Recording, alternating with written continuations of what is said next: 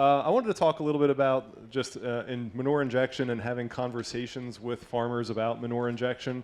And this came out of last year's event. Some of the feedback that I got from you guys is that anything that you can share with us that we can have better conversations with our customers on manure injection and how to make that right decision would be helpful. Because manure injection is not something that is economically beneficial for everybody. Right? There are certain manures where manure injection is a home run, and there are certain manures where manure injection isn't saving you any money. And it really comes down to that ammonia concentration or the ammonium concentration that's in your manure. The higher the ammonium concentration is in the manure, the higher the return on investment is going to be from injection. So there was a postcard that I had handed out to people when they came in. Some of you got it, some of you I was probably talking to somebody else and I didn't get to give you one, but pick one up on your way out. It's a quick, easy postcard that we developed for you that you can take out, and within 2 or 3 minutes you can get a number of what injection value is compared to surface application. You just need a few numbers, but it's a simple calculation for everybody to do.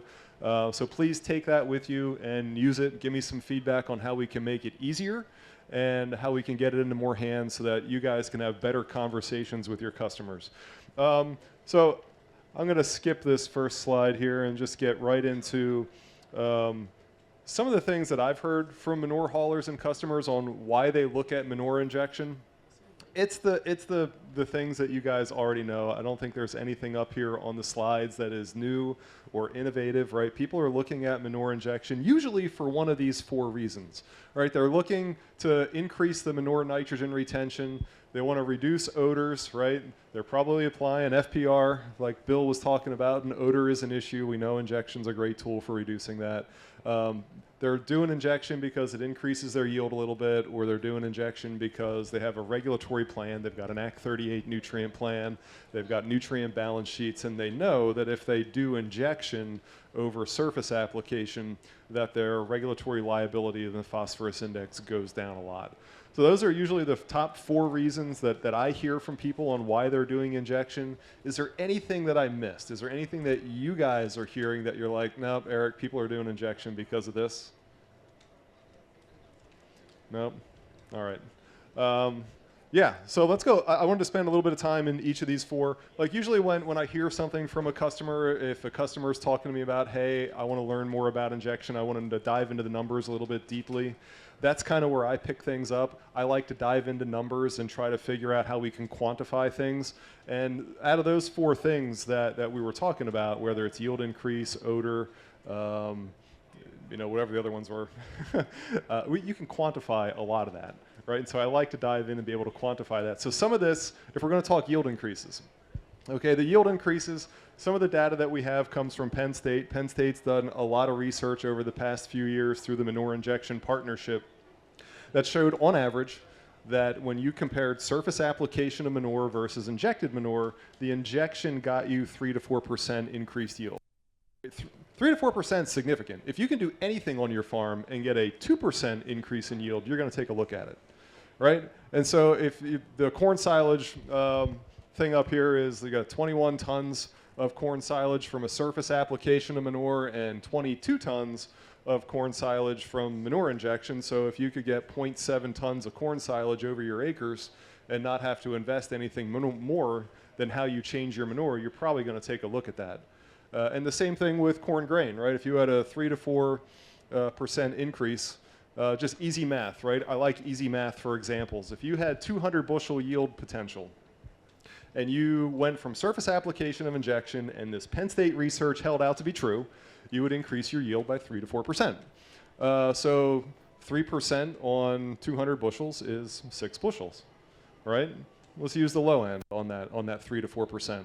Right, so 6 bushels by a price of corn of $5, because I like easy math, right? I know it's not $5 today, it's like $4.03 or whatever you're getting paid for corn. But $5 corn, right, 6 bushels is $30 increase. If you do the same thing with corn silage, you figure that corn silage is, what, $50 a ton? Is that ballpark for corn silage? That 0.7 ton increase comes to $35 an acre. So the yield increases that we see, right, and we see it too, it tends to be true. It's not true in all situations. If you had somebody who was winning the Pennsylvania Corn Growers Yield Contest, and they switched from surface application to injected equipment, they're probably not going to increase their yield by 3 to 4%, right?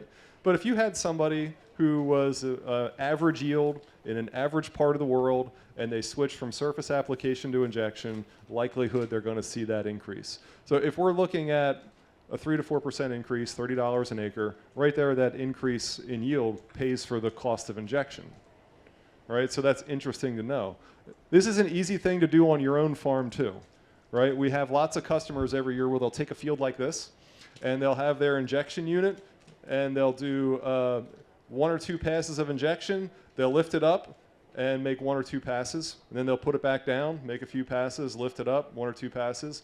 Everything is mapped within the My John Deere Operations Center, so we know where those side-by-side trials are.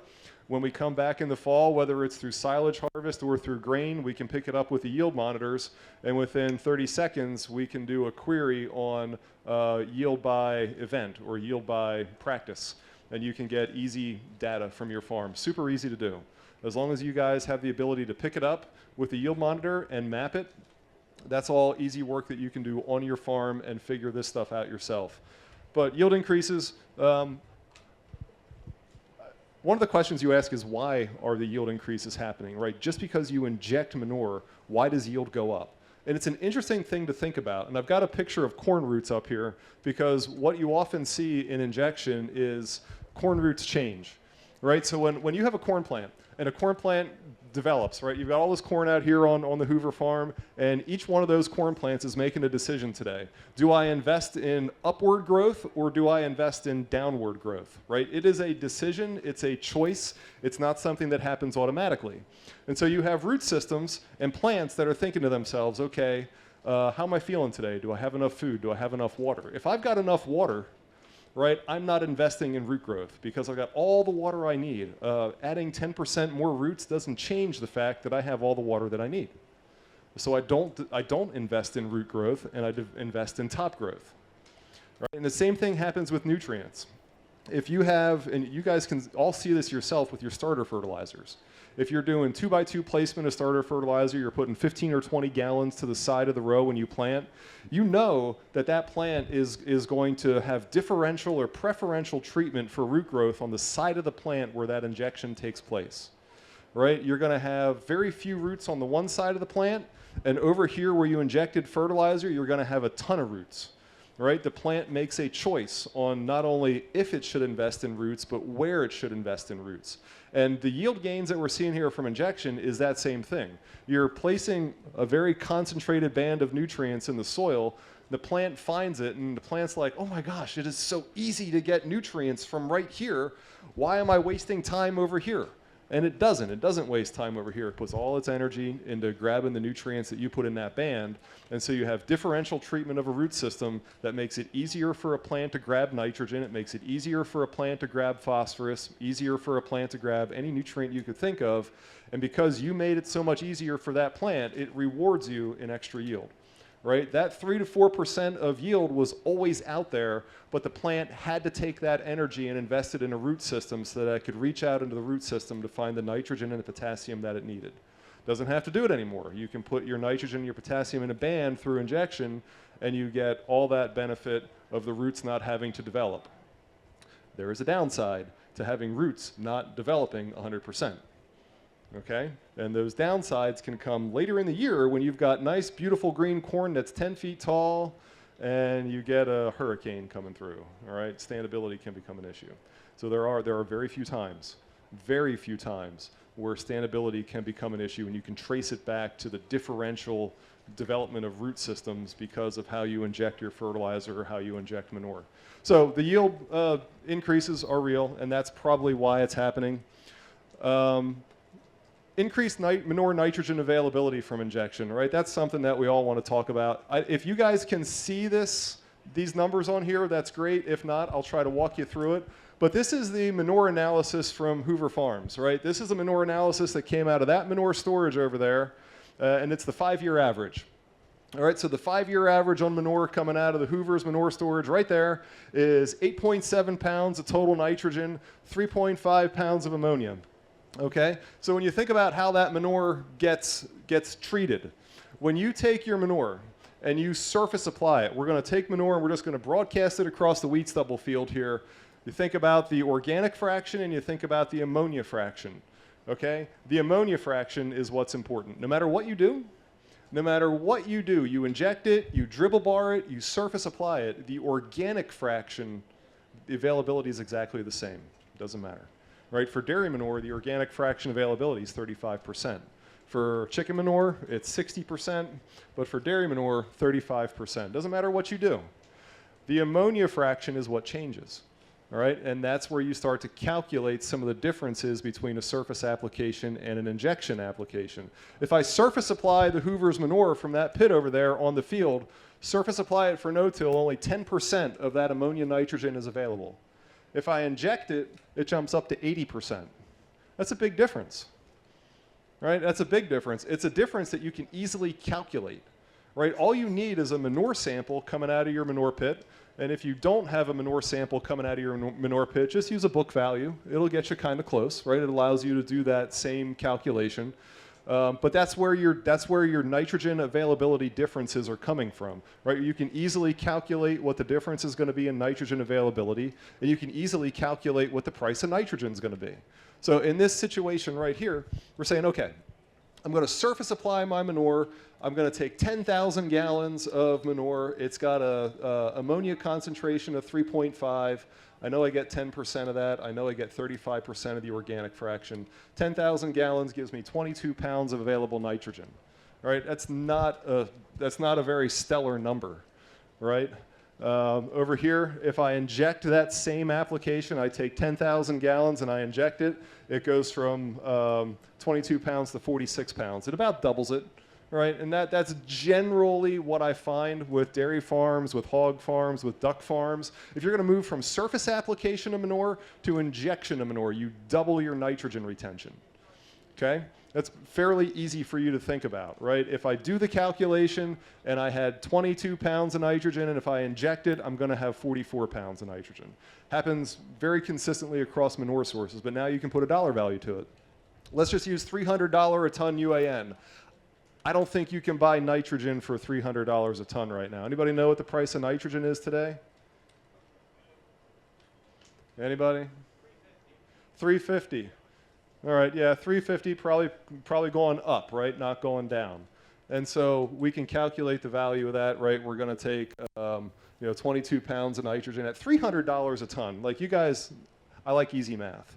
$300 a ton for 30% UAN is 50 cents a pound. Okay, so there's your benchmark. If nitrogen is over $300 a ton, your per unit costs are above 50 cents. If nitrogen is below $300 a ton, your per unit costs are below 50 cents. So 50 cents, easy math. My nitrogen's worth $11 an acre. If I surface apply it, it's worth $23 an acre if I inject it. Now you can easily do a calculation. If I'm going to adopt injection, just because I want increased nitrogen retention on a field, does this situation make sense? No, right? It's break even at best. All right, can you inject manure for $12 an acre? You know, your cost of injection is probably a little bit more than $12 an acre, right? A little bit more. So here again, dairy manure, low total nitrogen concentration, even lower ammonia concentration, it's hit or miss on where injection is going to pay just based off of nitrogen retention, right? You're going to calculate in the yield increases that you have from injection, but based on nitrogen alone, it may not make you money. So that's why the manure analysis comes into play. If you have a farm that has a lot of wash water, maybe brings in some FPR residuals, it's going to drive your total nitrogen concentrations down. That even at a 10,000 gallon application, we're struggling to see direct nitrogen availability benefits from that application through injection. All right? You look at another manure source and it can totally change. Here's duck manure.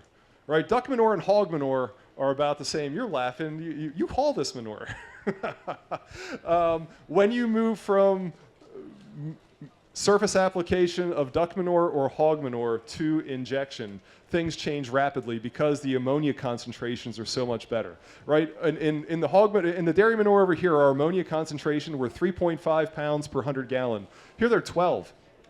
All right, that's like 4 times as much. Total nitrogen concentrations in the dairy manure were 8.7. This is 26.1. You start doing the math on that, and it comes out that we can save about $23 an acre in nitrogen by injecting manure, right? Now you're talking about a number that's going to cash flow injection, and it's because of that ammonia concentration difference. Okay, so if you're out there talking to farmers about how are we going to move through injection, we're going to talk about the yield increases, but we're also going to talk about the nitrogen availability from their manure. They're going to need a manure analysis for that. Manure analysis costs like 50 bucks.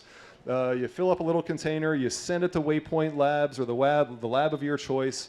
You're going to get a package that gets the ammonium nitrogen concentration. It's usually not the base package. But spend the money on those samples. We want that information that we can make really good decisions on how farmers can proceed with manure nitrogen availability. So that's the first part of having the nitrogen availability part pay. The second part is that if you're going to move from surface application to injection and you think you're going to save, like your cost of production, right? You think your cost of production is going to go down because I am going to save on nitrogen fertilizer.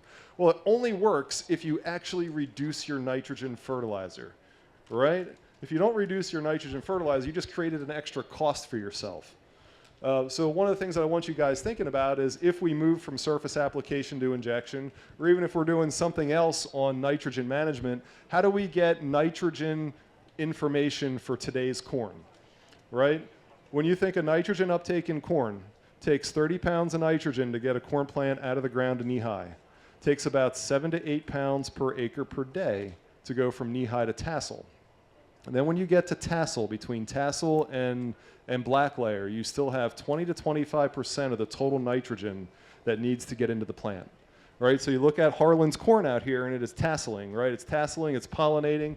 We're probably on the end, on the backside of pollination. 20% of the total nitrogen that needs to go into that crop still is in the soil, right? So do quick math, right? We're going to use our 200 bushel corn calculation, right? 20% of 200 bushels is 40 pounds. I still need to get 40 pounds of nitrogen into that plant between now and when black layer occurs, right? And sometimes it's not an easy feat, right? So when you think of how you're going to structure your nitrogen system on your farm, don't even worry about corn that's knee-high. Don't really worry about corn that's waist-high. Our biggest concern is when nitrogen levels in the plant from today moving forward. That's when we see nitrogen deficiencies. You all are doing a great job of managing your nitrogen up until tassel. You're doing a fantastic job. You know, gold star for you. How many of you are focused on what happens from here to the end, right? Because that's when you're going to lose yield. That's when you're going to lose test weight. That's when you're going to lose kernel density. You're going to have a little bit of tip dieback if you have nitrogen deficiencies. This is probably the most critical time for nitrogen use on a cornfield. So what tools do we have that we can monitor nitrogen use through the whole season? Well, the tool that we use is called AdaptN. It integrates right into our Precision Ag software. This is the AdaptN report for the cornfield at the very end of this field, right? You can see the corn up on the hill. This is the AdaptN report for this field from Saturday. All right, so I ran the model on Saturday based off of the weather that we've had, and it's telling me that I've got enough nitrogen in the field and that I'm good to go, right? It's going to tell you the minimum amount of nitrogen that I need, the maximum amount of nitrogen that I need, and then the total that I need. So I can run that report every week and get a sense of how nitrogen levels are trending in the field.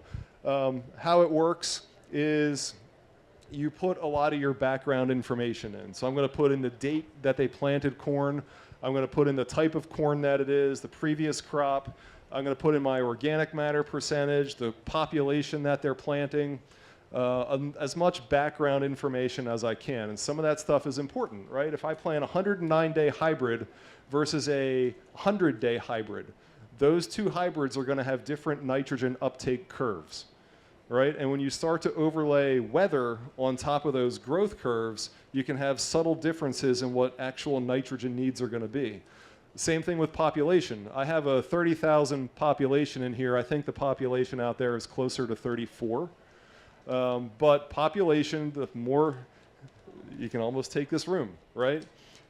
Right? If I had 3 hoagies for all of us to share, how happy would we be? Would not be very happy, right? If I had 200 hoagies for all of us to share, we're going to be eating pretty good.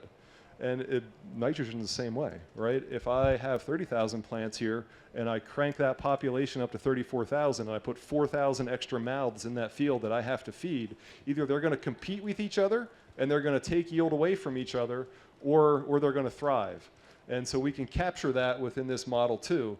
And so you put your yield goal in here or whatever else. Then the next thing you do is put your manure applications. I can put the manure application in here. So in the earlier example, I showed you the 5-year manure analysis coming out of the pit over there. What we ended up doing for this calculation is we used the actual spring application. As they were drag lining out there, Steve had collected some manure in a 5-gallon bucket over there. I stopped by, picked it up, we sent it out to the lab, came out to about 5.2 pounds of ammonia nitrogen, 9 pounds of organic nitrogen, 8% solids. We incorporated it immediately through injection, captured all that. We also did a pre-emerge application with the planter, put 50 pounds of nitrogen down, and then they had 5 Points Ag come in with a Super U top dress when the corn was about 12, 15 inches tall and finished it off. So we put all that in, and then we run the model, and here's what the model tells us, right? Yep, it's going to tell you that you have enough nitrogen for today, but it's also going to tell you how your losses are working. Right? And this is super interesting because it matches up well with all your rainfall events.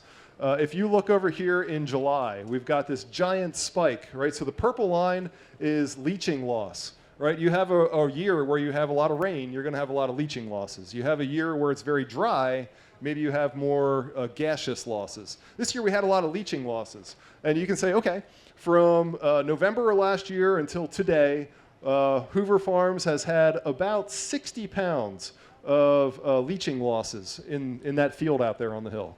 I will tell you from all the other nitrogen modeling that we're running this year, 60 pounds is fantastic, right? We're seeing numbers that are like 150. So because of the soil type that you have and because of the cover cropping and the system that you have, our leaching losses are a whole lot lower here than they were on other areas. But one of the reasons that they're lower is that other areas have been hit by like 5-inch rains, followed by a 4-inch rain, followed by a 3-inch rain, followed by a 7-inch rain. We only had one of those here in Ole, and you can see it. It's right there, right? We had 7 inches of rain in like 3 minutes. It was ridiculous. And you can see it within a couple days afterwards, our leaching losses jumped like crazy. That one rainfall event cost us about 15 pounds of nitrogen per acre. We can use this information to start talking about what we need to do to modify our fertilizer applications, how we're going to modify our manure applications in order to reduce losses on the farm. It's just an interesting number that we get to have conversations about. One of the fun things about AdaptN and some of these in-season practices is that you can do it for a flat rate nitrogen application or you can do it for a variable rate nitrogen application. So this is a slide from a variable rate nitrogen application that we put together where you took 5 years worth of yield data, you put it together to create subfield management, and then you took those zones and you entered them into AdaptN, you assigned yield goal differences to each of those zones. And then you put in your manure applications, you put in your fertilizer applications, and we're looking for a single side dress application that we can variable rate across the field, right? Because we know that there are certain parts of the field that are going to yield really well, and there are certain parts of the field that are going to yield a little bit below average. I don't want to invest the same amount of money in each of those parts of the field, right? I only want to put my money where I know I'm going to have the biggest return on investment. Allowing us to do this gives us, we get the in-field, in-season rainfall, manure applications, site-specific stuff, but it also gives us the ability to then flip that around and create a variable rate script. So what I'm able to do for this particular field is I create my multi-yield zone, I assign yield values to it, I put my pre-emerge nitrogen applications in, I put my manure applications in, and I run the AdaptN model. And then I take the results of that AdaptN model, I turn it into a script, which I can push right into somebody's My John Deere account. I can push it right to their tractor if they have the right account number. I can push it right to their tractor. As they're driving through the field, it'll automatically show up. They can go and side dress the field. We can put it into their climate accounts. If you have a cloud-based account, we can push these scripts directly into your account, and then you can go out and do the side dressing work. So it's been a pretty fun add-on. I would say that I talk about this kind of stuff when it comes to manure injection because I do feel pretty strongly about it. If you're going to go down the road of manure injection, you're going down the path of advanced nitrogen management. And what pairs really well with manure injection is doing some of these in-field things to tell you exactly how much nitrogen that you need. It can be as complicated and as fancy as doing what we do here with AdaptN, but it can also be as easy as just going out and taking some PSNTs when the corn is knee-high. You get the same information. It allows you to make in-season, in-year decisions that can help reduce the costs of your nitrogen programs. So keep that in mind when you're thinking about injection and how we get the most out of injection. You know, reduction of odor. This picture is getting more and more common where you all are out putting manure in a field that's right along a development, right? It's happening more and more. You're getting more neighbor complaints. Bill talked about that pretty nicely in his presentation. The last thing I'll bring up is phosphorus index. Man, I got 45 minutes. One of the last things I'll bring up. You guys know I'll keep talking, right? I'll keep talking. Lower phosphorus index scores. Who here has an AC38 nutrient management plan on their farm? I get a show of hands. Who's happy to have an AC38 nutrient management plan on their farm? I didn't see any hands raised for that one.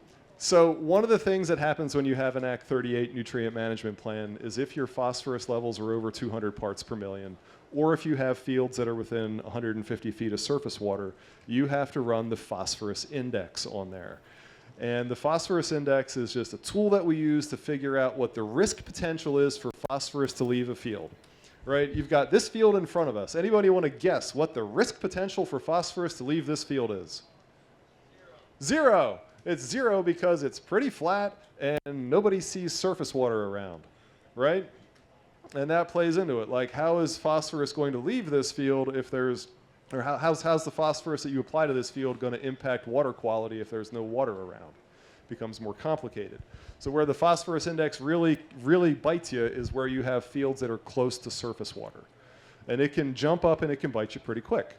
And if your phosphorus levels are over 200 pounds per acre, so here's a field that I've got an example for you. This is a duck farm in Berks County. The phosphorus levels are 238 parts per million. So it's over 200 parts per million. It triggers the phosphorus index. And so then if I say, okay, I really want to put 5,000 gallons of manure on this field as a surface application. I go through the phosphorus index. I know my phosphorus concentration of the manure. I know what the phosphorus source coefficient of that manure is. And I know how far away it is from surface water. So I crunch all that and put it in there, and I get a phosphorus index score of 92, right? I do that same thing with manure injection, and my phosphorus score is 57, right? That's a huge reduction, right? And so here we go. If you are taking phosphorus from your manure applications and you're surface applying it, right? That is riskier from an environmental standpoint. Surface applications are riskier than subsurface applications, right? Most of the phosphorus that leaves your field and runs into surface water does through surface water runoff. And if you take that phosphorus and you put it subsurface, suddenly you don't have surface water runoff, right? So you can remove a whole risk factor from your manure application through injection. So now if I told somebody that, hey, I just wrote your nutrient plan and I did it for 5,000 gallons in a surface application and you're not allowed to apply manure to that 30-acre field, now I've got to take 150,000 gallons of manure and I got to find a new home for it, right? That's where the kicker from the phosphorus index really kicks in, is that now you've got to spend 150,000 gallons worth of manure hauling costs to move that manure somewhere else where you can apply it at a lower phosphorus index score. Take that same manure and I inject it. Now my phosphorus index score is down to 57. If it's below 80, I'm good to go. I go and do whatever I want to. So we can use manure injection in specific areas, specific farms, to reduce that AC38 nutrient management liability, to allow them to get manure on fields that they wouldn't otherwise be able to do, right? And that's great, but it's only half of the story, right? The other half of the story is you better have a plan in place to move those phosphorus levels from 238 parts per million down, right? Right? Our goal on all of our farms should have soil phosphorus levels less than 200 parts per million. Right? If you can have soil phosphorus levels less than 200 parts per million, you're going to reduce your regulatory liability a lot. Right? So when I'm advising customers on what do we do for regulation, first thing I'm looking at is, all right, what are our phosphorus levels? I want to get them down below 200 because I don't want that risk. If I do have them above 200 and I've got liquid manure, I'm going to start looking at injection, and injection is a fantastic way where I can lower my phosphorus index scoring and allow you to put manure on fields that you otherwise wouldn't be able to do it. But you better have a plan in place to manage that phosphorus so that the next time we write your nutrient plan, those phosphorus levels aren't 258 or 268. Right? The next time we write that plan, I want those phosphorus levels to be 228. I just want them slowly going downhill through time. But we can use injection in order to bridge that gap so that manure hauling costs aren't as expensive. The field right next to it, it's 198 parts per million on phosphorus. It's lower, so it's below the 200 part per million threshold, but it's within 150 feet of surface water. I still need to run the phosphorus index. Go through the same score. If I surface apply my manure, 108, I'm not allowed to apply any manure to that field. Right? Can't do it. Got to find another home for that manure. If I inject it, my score goes down to 62. That's a pretty giant drop. That's generally what we find. If somebody's going to move from surface application to injection, that their phosphorus index scores are going to go down by about 30 to 40%. We're going to be able to free up more manure acres for you, but you still need to have that long-term plan in place to manage that phosphorus. Right? I can only free it up for so long. If you do not so smart things and over-apply manure like crazy on this field over the next 3 or 4 years, there's nothing that injection is going to save you from. But if you have the ability to manage your manure applications and move it around so that phosphorus is not going through the roof, injection can really help you reduce your phosphorus index scoring. So that's the last thing I wanted to cover on that part of injection. We've got a little bit of time, and I wanted to talk about some manure injection cost share programs that are coming out over the next couple of years. It's a continuation. Some of you have participated in this project over the last couple of years through the Manure Injection Partnership. But basically what it amounts to is if you have injection equipment, if you're looking to purchase injection equipment, you can get a contract from the Manure Injection Partnership to offset some of the costs of that injection equipment. So generally how it works is you say, okay, I'm going to go to Cedar Crest, I'm going to go to Hoover Ag, and I'm going to buy an injection unit. And that injection unit's going to cost me, $60,000, $75,000, whatever that cost might be. And I'm going to go to the Manure Injection Partnership and say, okay, I think over the next 3 years, I'm going to be able to inject 2,000 acres of manure on farms that haven't adopted manure, like new manure injection acres. And you're going to say, I would contract with a manure partnership for $30 an acre, $40 an acre, whatever cost you want to go for. Then you're going to take those 2,000 acres times $40, and it's going to be $80,000. And you're going to contract with a manure injection partnership, and then they're going to set $80,000 aside for you. And then as you inject manure over time, and you submit the receipts, that money gets released to you. So that's the project that is out there right now. If it's at all interesting to you, there are some applications over there on the 4R Alliance table, and Amanda Bunn is in the back. She's got her hand raised, but go talk to Amanda, have a conversation about if something like this would work for you. If you're thinking about investing in injection equipment, if you're thinking about doing something to help serve your customers through injection, there are some cost share projects out there that can put money out there for you to help you take the leap and make that investment and then increase manure injection on farms. I think the other thing I would bring up is because there's a number of nutrient management planners in the room here today, and I saw you all because you signed the credit sheets over there. And so just like we're coming up with cost share to help farmers and manure haulers get manure injection equipment on the ground, we also have cost share to do this advanced nitrogen management stuff that I was going through earlier. And how that works is a nutrient management plan writer, again, partners with a manure injection partnership to get a contract to provide advanced nitrogen management services. And then that plan writer or that CCA can go out there and run Adapt-N. They can go and do some PSNTs, and they can help you fine-tune your in-season nitrogen rates. So again, if you're a planner, if you're a CCA, and that's at all interesting to you, come talk to us. We'd love to have you participate over the next couple of years and just do anything that we can to improve nitrogen use efficiency on fields. So that's all I got. We're running through this agenda today. We've got about 40 minutes until lunch. So who wants to come up and tell jokes? Anybody? Any questions on the slides? Wouldn't there be a big benefit to saving phosphorus if you did vertical tillage? Yeah, so he's asking about vertical tillage and saving phosphorus. And yes and no. So if you surface apply your manure and you do vertical tillage, the theory is that you're distributing that phosphorus throughout a deeper profile. Instead of the phosphorus being all on top, now it's distributed between the depth of your tillage, which is maybe 3 inches, somewhere in there. And that is definitely true. You're going to distribute that phosphorus throughout that 3-inch profile. What also happens is that when you do vertical tillage, your soil losses jump up. You detach those soil particles, and when it rains, it makes it easier for those soil particles to wash away.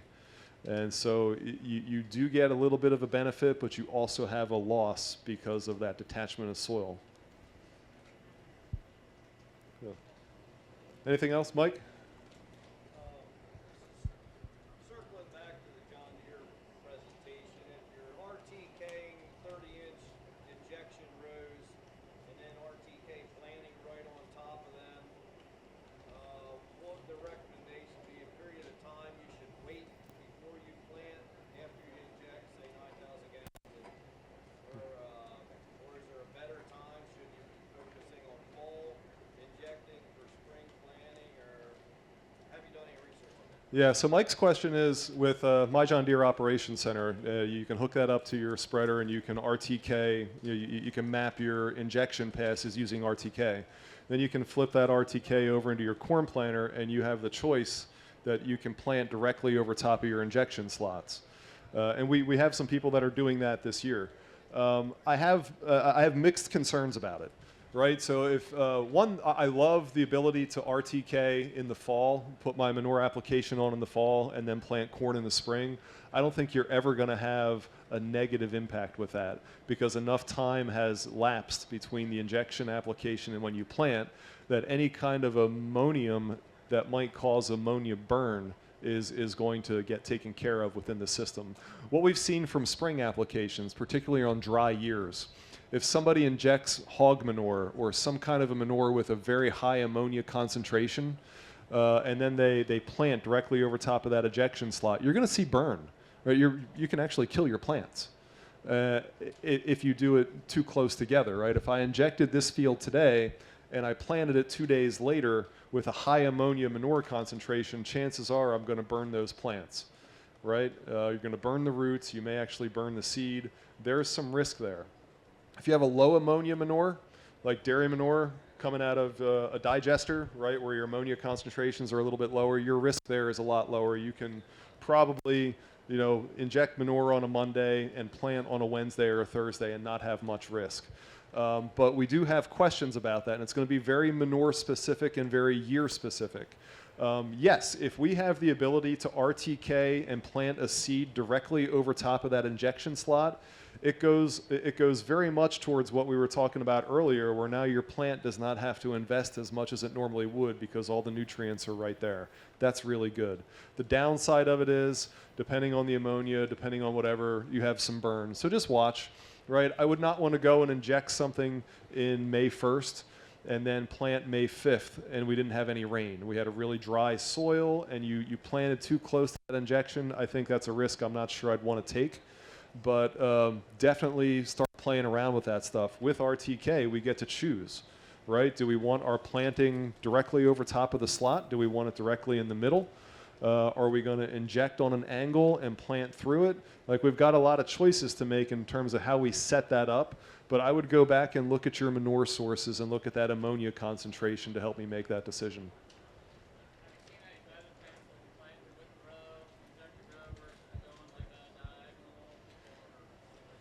Yeah, his question is, should we plant with the row or should we plant diagonal? Like, I see it both ways. I see people that are injecting contour strips. We have no choice but to plant with the row. I see people with larger field sizes that have the ability to inject on an angle. I think my personal preference, I think we see a little bit less variability in the field where we're able to inject on an angle. Just because you're going to inject on the contour and some of your planter rows are going to hit that injection slot and they're going to grow wild. And then your other planter rows are going to be halfway in between and they look like they're starving for nutrients. And you're going to look at that and be like, I'm never doing that again. Right? So we just have I see a little bit more variability when we're injecting on the contour or with the row. Just my experience over the past couple of years. So, anything else? Yes? Some interest we found, I think for the last 2 years, we do a lot of injecting. We have duck manure, but we injected, I think it's around 6,000. Here, I'm going to give you this. You can tell the story. He gets to come up. No, I didn't want to do that. Stanley Ebersol's my name. We do dragline manure spreading, and this spring we had injected on corn and soybean ground, which was going to be planted in soybeans. And the thing we found with injecting on that soybean ground, and we seen this last spring as well, right where that injector went, it hurt our bean emergence. So there's a time that maybe injection isn't quite as good. I think we've been better off just top spreading because your beans don't need quite the nitrogen that your manure does. Something we noticed. How much time was between spreading and planting? There was a decent amount of time because of all the rains. I mean, it was, so we spread the beginning of March and we didn't get planted until like April. Gotcha. All right, thank you. You had a question? Yeah, so here's a little bit different. We're talking about the beef bedtime. Spreading at 10 on the acre in the fall, like October, November. Yeah. So how much are you going to lose your nitrogen and or your phosphorus at that point? Okay, so this question is about solid manure, beef manure, pen pack manure. If you apply that manure in the fall, how much nitrogen and phosphorus do you lose until spring? The nitrogen thing is pretty easy. If you surface apply manure and you don't do anything to it for 7 days, about 80% of that ammonia nitrogen just goes away, even in the fall. You can help a little bit by putting a cover crop out. A cover crop will help retain some of that nitrogen a little bit. The phosphorus, once you put phosphorus on, it doesn't go through the same processes. Like nitrogen will leave through leaching, through ammonia volatilization, through denitrification, like through chemical changes in that nitrogen. Phosphorus really doesn't change that much. Once you put it on as P2O5, it pretty much stays as P2O5. It can be different sources, like the phosphorus that's in cattle manure is definitely different than the phosphorus that's in hog manure or chicken manure or whatever. But it's not going to run off as much. You have a fraction of that phosphorus that is water soluble, and the majority of that phosphorus that is not water soluble. It's just locked up in the molecules that are way too big to dissolve in water. So you always have a little bit of it that can run off, but the majority of it's going to stay in larger forms and get broken down over time. So I'm not too concerned about phosphorus loss, but I'm always concerned about nitrogen loss. So, all right. Galen's going to come up here next and kind of walk us through some sponsor introductions and also walk us through lunch and all that stuff. So thank you all. Appreciate the time. Thank you, Eric. And Bill and Patrick, thank you. Good presentations this morning, good information. I'm Galen Martin. My part in this event is Hoover Ag just hires me to assist with the organization of the event. That's the only reason I'm here. And so what I would like you to do this next couple minutes is, it's just going to be a short section of the program, but it's very important. And one thing I'd like you to do is, we really do try hard to make this an event that's interesting, beneficial to the attendees and to the exhibitors. So if you have an idea, if you have a suggestion today that might help us to improve this event, please look me up. I'll be here, through lunch and most of the afternoon. Okay, I want to introduce an important part of this whole thing, and that is our exhibitors. One of those is Cedar Crest. Cedar Crest, Anthony Good is here from Cedar Crest, and at 1 o'clock, or maybe a few minutes before, the demonstrations will start all the way at that end, and you see that whole tank sitting there. That's Cedar Crest, and that's a ride and drive situation. So if you want to get in that cab, just get over there at 1 o'clock. Now, Gardell, if you would raise your hand, Gardell is kind of helping us to manage that whole demonstration thing. So if you have a machine that you're demonstrating, look to Gardell for guidance. He'll let you know when your turn is next, and he'll get you a mic. Okay, other exhibitors, Effort a Bank, Jason Seibert and Jared Fisher. Can you raise your hand, Jason? And there they are. Okay. Farm Credit, Andy Schaefer is here from Farm Credit, right back here. And AgriKing, Eamon. Where's Eamon? Back here? Okay. And Allegheny Ag, Richard Strite. Okay. Homestead Nutrition, Ken Grube. And Skyview, Jason Wise. Where's Jason? Over here. Okay. Agritier is Nelson Hurst. Okay. I didn't see anybody from Zimmerman Farm Service. Is there anyone here? Okay. Okay. Our two final exhibitors happen to be gold sponsors, and the first one would be David Stolzfus, and he's from the Vortec. And David, could you come up here just for a couple of minutes? David was an exhibitor when Hoover's had their first event 6 years ago, and he's been with it ever since. And David, can you just take a couple of minutes and tell us about your company and your machine? Yeah, it's good to be here again. Like Galen was saying, we were here the first time, and we were here every time since. 3 times here, and then twice in Juniata County at the Zug Farm. And one question I have is, what comes after manure spreading? A couple days after it's dry. Can anybody answer that question? It's cover crop seeding. So we feel that our Vortec cover crop seeder is a good addition to have here, because after a few days of drying off, then you want to get over it and seed it. So our slogan is 2 jobs in 1 pass. We can work the ground, we can plant the seed at the same time, and we can do a lot of acres fast. So we have various setups that we can do. This setup here is an accelerator, a 20-foot accelerator with the Vortec behind it. So we install the tower, the distribution tower on the accelerator, and that Vortec just hooks right onto it.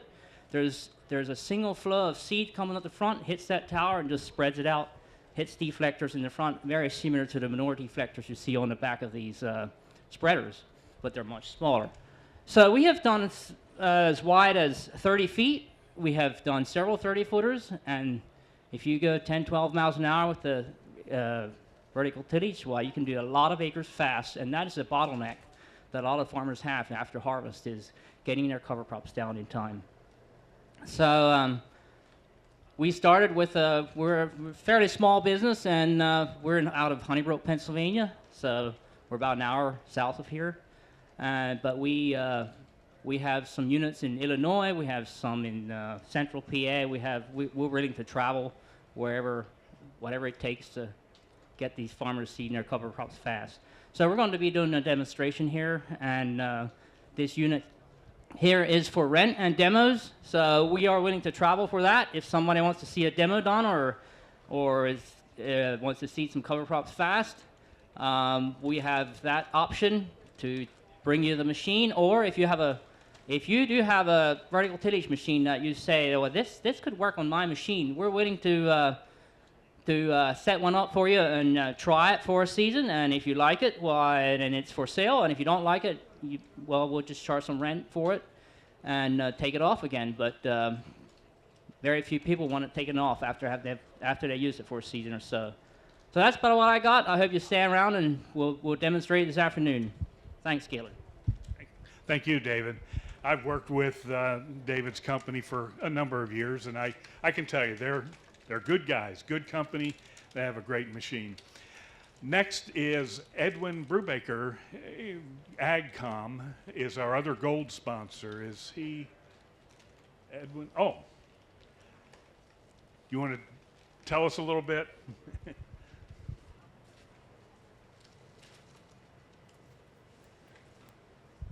Morning, everyone. I've already been introduced. I'm Edwin here from AgCom, and we are an equipment dealership there in Elizabethtown, Pennsylvania, as many of you already know. And we sell various different lines of things. We sell the versatile tractors. We would also sell the McHale line, triple mowers, balers, what have you. We also sell bear claw dirt trailers, if you're interested in anything like that. And then we also more recently picked up the Samaz line as well. So we have some options for various different things. Now maybe you're all here and you're saying, well, that doesn't apply to me, nothing to do with manure, why don't you sit down? Well, I'll sit down in a minute, but the reason I'm up here is we're here to represent the Martin Welding brand, and you might have seen the pump back there. That is one of the things they're doing. The bigger thing that we've been dealing with more recently, or the last while I should say, is the aftermarket parts, a lot of high quality aftermarket parts, and anything pretty much on a Huel tanker we can match up. They also offer a lot of upgrade kits, whether you want to pump manure faster or you want to do a bull pull kit or who knows what. We got options for that type of thing as well. Then more recently they started developing some of their own equipment, and the pump is a product of that, and we'll talk more about that in a little bit. But they also are developing their own tank as well, and we were disappointed it couldn't be here today. It was supposed to be, but true to their name, they're very careful with their quality, very careful with their consistency, and they were not quite ready to release it yet. So it's coming. Keep your eyes open for it. It is a tank that's going to have the well-known ADR axles under it. So they have a lot of credibility there, and they are not planning to use an electronic system. It's going to be a mechanical steering linkage system that anybody can adjust themselves. So drum brakes are standard. And there's a lot more good things about it, so you want to keep your ears tuned for that. And we really appreciate working with Martin Welding. We're excited about what they have to offer. Very consistent dealer support, very strong dealer support, and they offer back up their products 100%, deliver it ready to go. And of course, like everything else, when you deliver a good product, there's a lot of demand, and they do struggle to keep up with demand. So as some of you know, we deliver the best we can, but sometimes there's a lead time. So presently, I think we have about an 8-month lead time on replacement tanks. So depending what you got, we might be able to work you in faster, but it is out there. And one of the things that I should mention, they do offer replacement tanks, and they'll bolt right onto your existing chassis. They do offer a Core 10 steel option, and if you're not familiar with Core 10 steel is basically the type of steel they would use in some of these power line pools that you see down the high power power lines with the metal pools. Basically, it's a rust-resistant steel. So what happens is when the steel rusts over, the rust is a very fine molecule that almost doubles up like a paint, and that paint it's like a protective layer. So as it continues to rust, it continues to protect itself. It's a harder steel, so it will crack just a little bit quicker, kind of like stainless will. but it's a lot more economical than stainless while still providing a good longevity option. So we're here to serve you in any way you can. If you have any questions, feel free to stop by and contact me or give us a call.